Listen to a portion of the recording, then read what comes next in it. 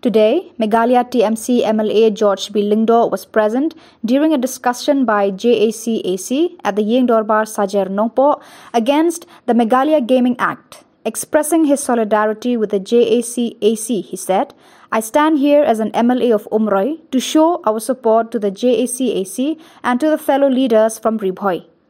In the meeting, Opposition Chief Whip George B. Lingdo elaborated on how Trinamool Congress have been fighting tooth and nail to prevent casinos being established in the state.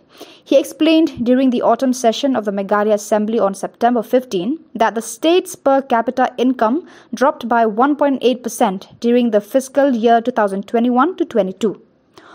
On the unfounded revenue earning claim from the casinos by the MDA government, he further explained, the claim that they will receive 500 crores a year cannot be understood. According to the different reports and research, gambling will not give us increasing revenue.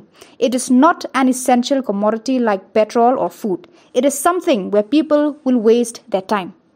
While speaking on the adverse effects of gambling on the youth of the state, the TMC MLA had previously said, the other guidelines of the law, such as the online gaming and the online betting, would bring huge loss to the youth of the state. Everyone possesses cell phones and has the power in their hands to participate in online betting and gambling, which will lead to addiction even though they do not go to casinos. They would play at home at educational institutions.